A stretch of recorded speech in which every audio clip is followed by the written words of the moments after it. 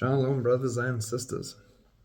So, one of the signs we are looking at this stage and reporting on regularly, I drop them on the community wall most of the time, is earthquakes, tremors in diverse places, the shaking and moving of the earth, volcanoes erupting, things like that. Those are all signs, and they keep increasing as the birth pangs increase. So what I wanted to show you is there are prophetic earthquakes still coming, mentioned in the Bible. They are going to be off the charts. But before I tell you just one example, and I'm going to share one example with you from the book of Revelation, I want to just go back. So what I did is I looked at the most recent deadly earthquakes and taking it from about 5,000 deaths and up, because there's been plenty. And we'll start by the higher number and then work our way down here. Or let's start at the lower number. 5,782 deaths in Indonesia on the 26th of May 2006. That was the Yogyakarta earthquake. 5,782 people died in that earthquake.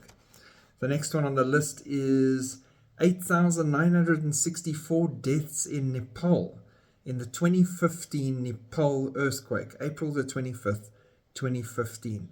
8,964 lives lost in that earthquake. The next one, Japan, 19,759 lives lost in the March 11, 2011, 11/11, Tohoku earthquake and tsunami. So 19,759 lives lost with that one.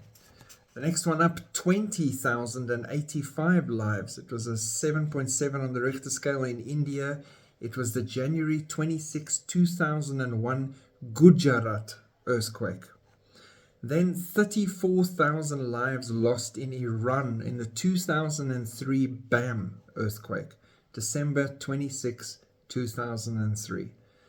Bam, 34,000 lives gone.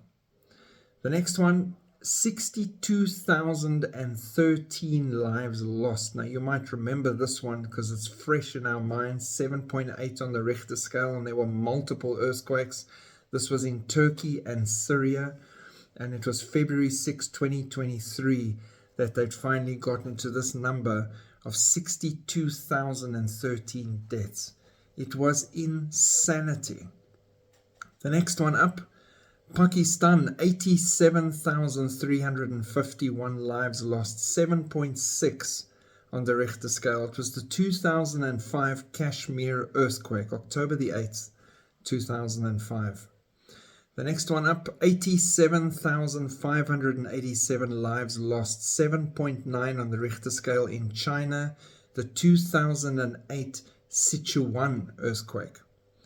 Then the next one up, 160,000 lives lost, 7 on the Richter scale. It was Haiti, and that was the 2010 Haiti earthquake, January 12, 2010.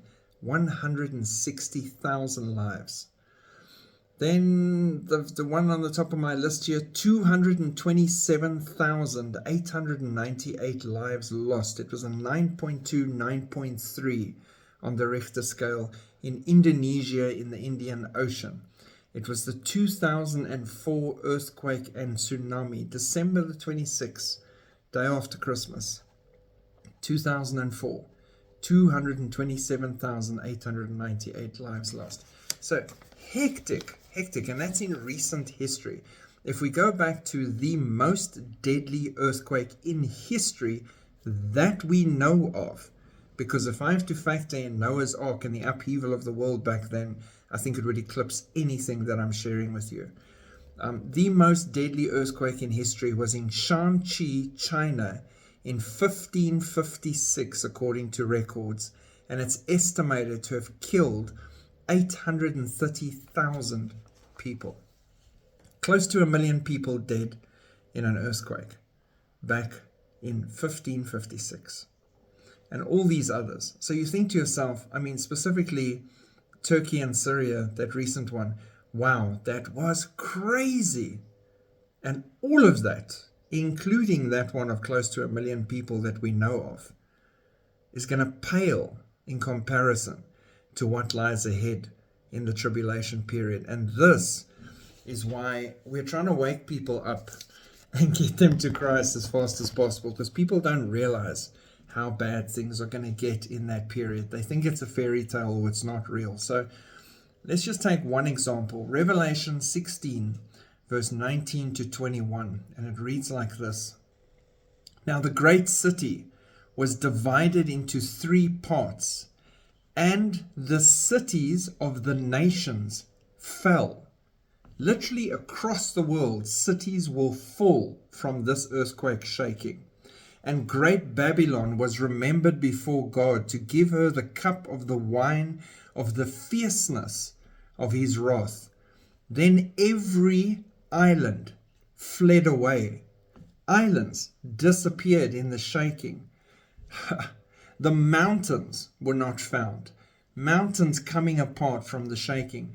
And great hail from heaven fell upon men, each hailstone about the weight of a talent. Now the weight of a talent is about 75 pounds, 35 kilograms if you're here in South Africa. That is a huge hailstone. And we're not talking one, we're talking many all over the world. And men blasphemed God because of the plague of the hail, since the plague was exceedingly great. Regardless of how terrible this thing was, regardless of how catastrophic the moment is, and the entire world shaking, islands disappearing, sweeping away, mountains crumbling, every single city everywhere being hit, hailstones from the air, instead of calling on God in forgiveness and repentance, man will still blaspheme God. That is how evil and dark the time will be, how controlled and shrouded by this evil sickness mankind will have arrived at. And we are seeing that right now in the world. Evil is good, good is evil, and everything that is in place. You cannot begin to grasp with our puny little minds how bad things are going to get in the tribulation. It's not just going to be a tough few years that you can ride out somewhere in the bush and be okay. It is going to be touching every part of earth for that entire time frame. Reach out to the lost.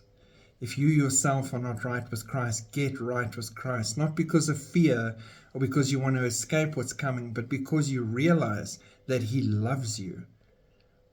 He died on the cross for you and rose again to give you a chance at life and to set you free from a death sentence we well deserve for our sin, and clothed us in righteousness to take us before his Father. Call on him while you can, while there is time, while there is breath in your lungs. Nothing is promised to us. You might not be here tomorrow. Today might be the day of your salvation. So that is just a glimpse of one moment in the tribulation period. Shalom.